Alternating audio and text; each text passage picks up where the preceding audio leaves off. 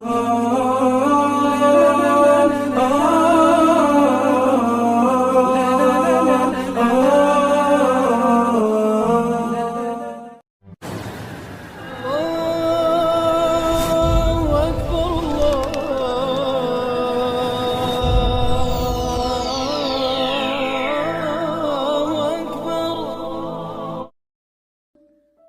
dan para sahabat belajar La ilaha illallah baru setelah 13 tahun di Madinah muncul ayat-ayat syariat.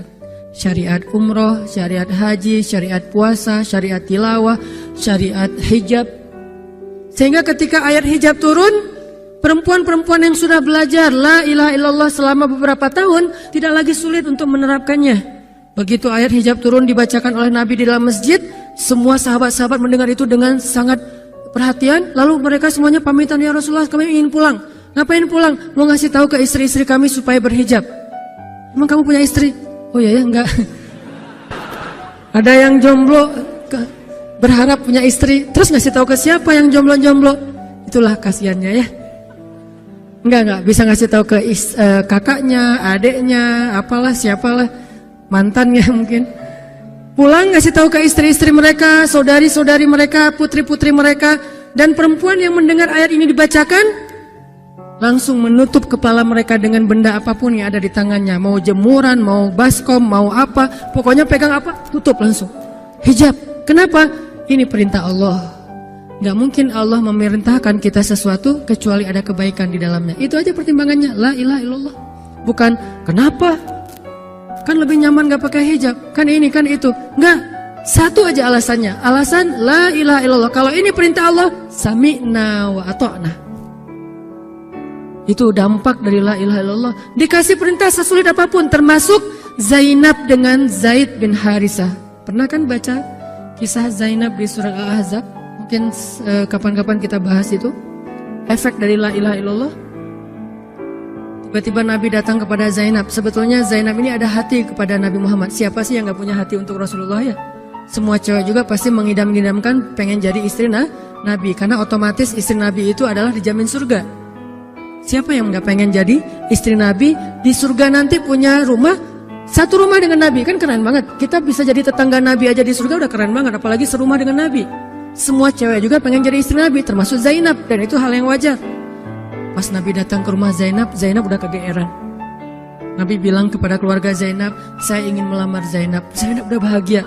Untuk Zaid, untuk Zaid, bukan untuk Rasulullah. Zaid? Siapa Zaid? Anak angkatnya Nabi Muhammad SAW, bekas budak. Mirip-mirip dengan Julaibib.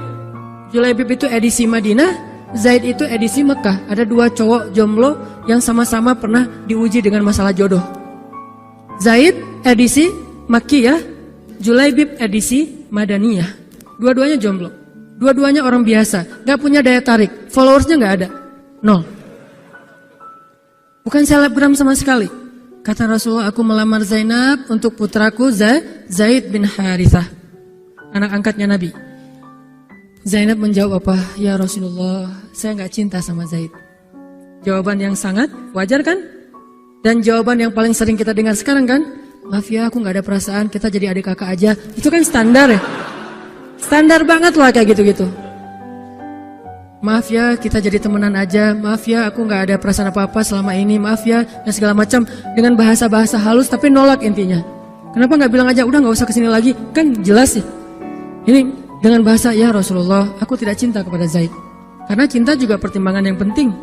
Dan Nabi juga tidak mengizinkan kita menikahkan putri kita dengan seseorang yang putri kita tidak berkenan dengannya. Tetap harus ditanya, ya Rasulullah, saya tidak cinta dengan Zaid. Turun ayat, katakan kepada orang-orang yang beriman, laki-laki dan perempuan, kalau Allah sudah memerintahkan sesuatu, tidak ada kalimat yang keluar dari lisan mereka kecuali sami'na wa ata'na. Nabi bacakan ayat ini kepada Zainab. Zainab mendengar, ya Rasulullah, Allah yang menyuruh ini. Ya kata Rasulullah, sami'na wa ata'na. Kebayang gak tuh? Efek dari apa? La ilaha illallah. Jadi la ilaha illallah itu bukan cuma kalimat zikir, bukan cuma kalimat doktrin ideologi, bukan cuma masalah teologi secara teoritis, bukan. Ini dampaknya kepada akhlak, dampaknya kepada ibadah, dampaknya kepada banyak pilihan hidup dari la ilaha illallah. Orang kalau nggak baik la ilaha illallah pasti susah memilih pilihan-pilihan dalam hidupnya. Kalau tidak baik la ilaha illallah pasti susah untuk berperangai, sabar, memaafkan. Itu semuanya ada hubungannya dengan la ilaha illallah. Sama kayak Abu Bakar, ketika dia sakit hati kepada orang yang memfitnah anaknya, dia cari tahu siapa orang yang pertama menyebar hoax tentang Aisyah. Ketahuan, dilaporin, diperkarakan sama Abu Bakar. Tiba-tiba turun ayat dari Allah, janganlah orang yang memiliki kelebihan harta di antara kalian bersumpah untuk tidak lagi membantu saudaranya gara-gara sakit hati. Hendaklah dia berlapang dada dan memaafkan. Itu perintah Allah, berlapang dada dan memaafkan. Terus konsekuensinya apa? Balasan janji Allah apa? Ala tuhibbuna ayyaghfirallahu lakum? Tidakkah kamu suka jika Allah memaafkan juga kesalahan-kesalahan kamu? Jadi deal-dealannya dengan Allah, bukan dengan makhluk. Enak aja saya maafin dia, untung di dia, rugi di saya. Enggak. Kalau kita transaksinya dengan makhluk, kita rugi. Tapi kalau kita transaksinya dengan Allah, kita untung. Libatkan Allah dalam urusan kita. Dan ini gak mungkin kita lakukan kalau gak baik la ilaha illallahnya. Allah nawarin kepada Abu Bakar, ala tuhibbuna ayyaghfirallahu lakum? Tadinya Abu Bakar kesel banget sama tuh cowok. Terus turun ayat ini, wal ya'fu wal yasfahu, hendaklah dia memaafkan dan berlapang dada. Abu Bakar berat. Tiba-tiba Allah katakan, ala tuhibbun ayyaghfirallahu lakum? Bala ya Rabb. Kata Abu Bakar, tentu ya Allah, kalau gitu saya akan maafkan demi supaya Allah memaafkan kesalahan saya. La ilaha illallah. Zainab, sami'na wa ata'na. Ya udah, saya terima Zaid ya Rasulullah. Alhamdulillah. Datang Nabi ke Zaid, Zaid mau nggak nikah sama Zainab? Sebetulnya mau banget, tapi nggak pede. Zaid takut Zainab nanti jadi terpaksa menikah dengan Zaid, jadi nggak nyaman. Zaid juga nggak mau menyulitkan Zainab. Ya Rasulullah, saya nggak pantas untuk Zainab. Kata Zaid. Dibacakan lagi ayat ini. Ya Zaid, ini perintah Allah. Oh gitu ya Rasulullah. Sami'na wa ata'na. Buat Zaid sih gampang lah ya. Udah ada legalisasi ini dari Allah. Kalau gitu, ini bukan saya ya Rasulullah yang mau ya. Allah kan yang nyuruh. Nah, saya emang nggak mau maksa gitu ya. Tapi kalau Allah yang nyuruh, ya udah, apalagi saya nggak punya pilihan dong gitu. Padahal Zainab, siapa sih yang gak mau cowok sama Zainab? Nikahlah Zainab dengan Zaid. Dan yang menjadi semacam khutbah nikahnya adalah Rasulullah SAW. Kebayang gak Zainab tuh punya hati ke Rasul, tapi Rasul yang mengkhutbahi nikah Zainab dengan orang yang Zainab gak cintai. Kebayang gak perasaan Zainab tuh? Ketika akad nikah, Nabi jadi saksi. Saya terima, kata Zaid, nikahnya Zainab binti Jahsy dan segala macam. Zainab, kebayang nggak ada Nabi di situ?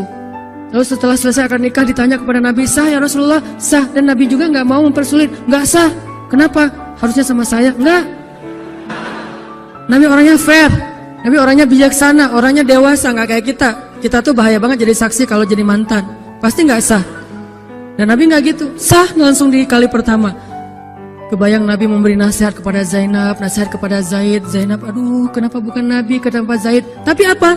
La ilaha illallah. Allah nggak nyuruh sesuatu kecuali ada kebaikan di dalamnya. Percaya banget. Itu la ilaha illallah. Udah percaya banget. Zainab yakin, ini perintah Allah, ya sudah saya lakukan. Walaupun bukan dengan Nabi. Padahal saya pengennya dengan Nabi. Kebayang nggak sih pengen sama seseorang yang kita cintai banget, malah orang itu yang menjodohkan kita dengan orang yang kita nggak pernah kebayangin. Amit-amit. Jangan dia ya Allah, jangan dia, dia. Kan berat tuh. Yang saya sering cerita, jangan saya. Pokoknya jangan Hanan, Hanan. Kenapa kok begitu? Karena dia bilang jangan saya bilang yang dia ya Allah. Akhirnya kita adu-aduan doa. Ya Ustadz, masa dilawan ya? Doanya lebih panjang, lebih sujudnya apa segala macam. Akhirnya jadi. Gak kebayang tuh buat Zainab. Kalau Zaid sih mungkin kebayang lah ya. Gimana happy-nya Zaid menikah dengan seorang cewek yang semua orang Mekah pengen nikahin dia. Tapi kalau Zainab, itu hari-hari yang sangat berat. Malam pertama gak kebayang buat Zainab. Zaid. Begitu Zaid datang, Assalamualaikum Zainab. Gimana tuh? Ini kalau kita lihat dari angle manusia ya. Karena Zainab juga manusia. Tapi semua emosional subjektif manusia redam dengan iman la ilaha illallah. Harapannya cuma satu, pasti ada kebaikan di sini.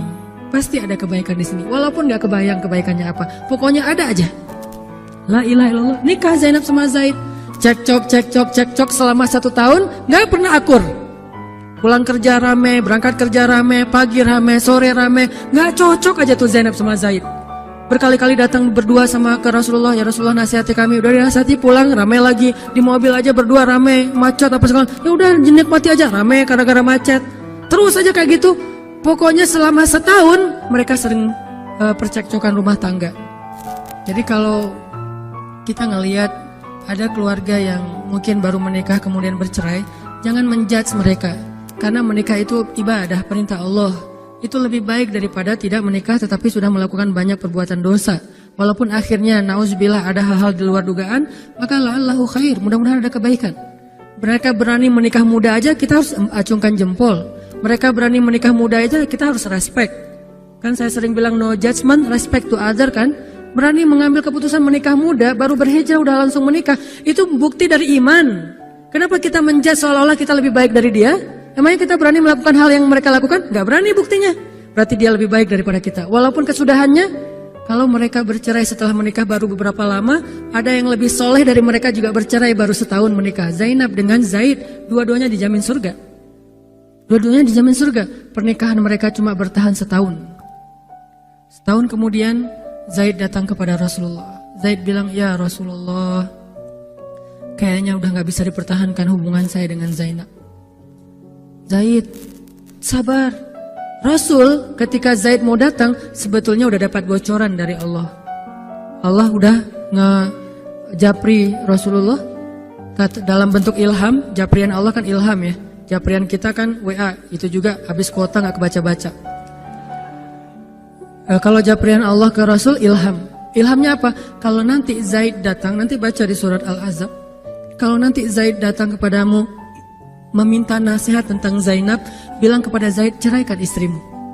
Kalau udah diceraikan, nanti kamu nikahi Zainab. Ini perintahnya juga berat buat Nabi nih. Kebayang gak sih anak angkat kesayangan Nabi yang selama ini baik banget sama Nabi, tiba-tiba dia punya masalah dengan istrinya, disuruh cerain dengan niat kalau udah cerai nanti dia yang nikahin. Kan gak kebayang tuh buat Nabi. Ditambah lagi Nabi itu orangnya ra'fah banget, sangat gak enakan. Kita aja gak tega kayak gitu. Emang ada yang tega kayak gitu? Gak tega kan? Zainab mantan kita sih. Sekarang cowok itu datang ke kita, suaminya Zainab. Ustadz, gimana nih Zainab? Perlu saya pertahankan? Emang kalian dari awal udah gak cocok, cerai aja deh. Kenapa? Bentar lagi gue mau nikahin Zainab. Gak kebayang kan? Kok Ustadz ngomong kayak gitu? Dapat ilham. Berat kan? Nabi itu kayak gitu loh, kondisi emosional beliau yang zulzilu, terguncang. Gimana nih caranya? Saya nggak enak banget, nggak tega banget sama Zaid. Kebayang wajah Zaid polos gitu. Ya Rasul gimana nih? Aduh, mau dibilangin ceraikan aja nggak tega. Mau dibilang pertahan tapi Nabi bilang suruh cerai, Allah suruh ceraikan. Akhirnya Nabi memilih emosionalnya, bukan perintah Allah. Wahai Zaid, tahan istrimu, jangan ceraikan. Padahal kata Allah suruh ceraikan. Lihat beratnya Nabi waktu itu. Akhirnya Zaid pulang, gitu ya Rasul. Ya, pulanglah Zaid. Nabi gak enak banget sama Allah. Terus akhirnya Zaid sampai ke rumah. Namanya Allah yang nyuruh kan gak bisa dirubah ya. Kun fayakun. Cerai juga tuh, walaupun Nabi bilang sudah bertahan. Allah marah kepada Nabi. Kata Allah, kamu merasa gak enak kepada manusia, tapi kamu merasa enak kepada saya. Diadu oleh Allah tuh coba, emosional. Nabi langsung sujud, ya Allah ampuni saya benar-benar, saya tahu saya gak enak sama Allah, tapi juga saya gak tega sama Zaid. Kebayang gak sih ya Allah wajah Zaid yang polos kayak gitu, disuruh cerain terus saya nikahin istrinya. Gimana perasaan Zaid? Wahai Muhammad, kamu merasa gak enak kepada manusia, tapi enak kepada saya Muhammad. Astagfirullah ya Allah, minta ampun Nabi semalaman. Ini benar-benar gak kebayang sama Nabi. Tapi Allah pengertian lah, tahu Allah, Nabi itu bukan mau gak taat sama Allah, cuma emang gak tega banget sama Zaid. Akhirnya Allah ngambil keputusan sendiri, Zaid cerai dengan Zainab. Setelah selesai masa iddah Zainab, Allah katakan, Muhammad sekarang datang kepada Zainab, lamar Zainab. Dengan berat hati Nabi, tok pelan gitu, berharap gak dibukain pintu. Langsung udah ditunggu ternyata sama Zainab. Eng gitu, bukain pintu. Pas Nabi datang, Assalamualaikum, Waalaikumsalam gitu. Zainab udah punya firasat. Nabi mengatakan, Zainab, ada perintah dari Allah. Apa ya Rasulullah? Sami'na wa ata'na. Belum juga dikasih tahu. Sami'na. Allah menyuruh saya untuk melamar kamu Zainab. Untuk siapa ya Rasulullah? Curiga kan? Jangan-jangan orang lain lagi nih. Untuk siapa ya Rasulullah? Untuk saya. Masya Allah gitu. Cuman Zainab kan gengsi gitu lah. Masa cewek harus teriak-teriak gitu kan ya? Oh gitu. Padahal masuk ke dalam kamar, wah gitu ya. Gigit jari apa, gaya-gaya cewek lah ya. Oh gitu, ntar ya saya pikir-pikir dulu sih. Saya istiqoroh dulu, Nabi diistiqorohin. Udah diterima, sami'na wa ata'na. Dan inilah khair, kebaikan yang diharapkan oleh Zainab. Walaupun gak pernah terbayang, gak mungkin dong Zainab berpikir akan cerai setelah setahun kan. Tapi dia hanya yakin Allah itu gak mungkin nyuruh sesuatu yang gak ada kebaikannya buat kita. Gak mungkin, mustahil. Karena Allah gak pernah zalim kepada hambanya. Kenapa Allah kok muter-muter dulu kayak gitu? Allah pengen lihat Zainab itu menikahi Muhammad karena Allah atau karena dirinya sendiri. Kalau karena Allah, coba yang selain Muhammad berani nggak? Ternyata berani. Karena itu dia menjadi layak untuk Muhammad. Kalau dia nggak menerima Zaid, mungkin Zainab tidak akan pernah jadi istri Nabi karena tidak layak. La'allahu khair. Ini buah dari la ilaha illallah. Begitu juga yang masih culun-culun, yang mungkin badannya belum kebentuk, yang jerawatan misalnya kayak gitu, tiba-tiba memimpin pasukan militer yang jumlahnya ribuan, yang barisan pertamanya kibarus sahabah, sahabat-sahabat senior, as-sabiqun al-awwalun minal muhajirin wal ansar. Termasuk siapa di dalamnya? Abu Bakar dan Umar. Kebayang nggak tuh? Memimpin pasukan yang di belakangnya itu Abu Bakar dan Umar. Maju, Abu Bakar dan Umar, ya, maju. Usama, kebayang Usama yang nyuruh Abu Bakar, segaya. Umar maju. Zaid, anaknya Zaid, tapi tidak ada yang bisa membantah. Kenapa? Itu wasiat Nabi sebelum wafat. Aku perintahkan kalian untuk dipimpin oleh Usamah bin Zaid karena dia adalah anak muda yang luar biasa. Itu hadiah Allah untuk Zaid karena dulu mau menikahi Zainab walaupun hatinya sebetulnya tidak mau. La'allahu khair, la ilaha illallah. Masing-masing dikasih kebaikan dengan cara-cara yang berbeda.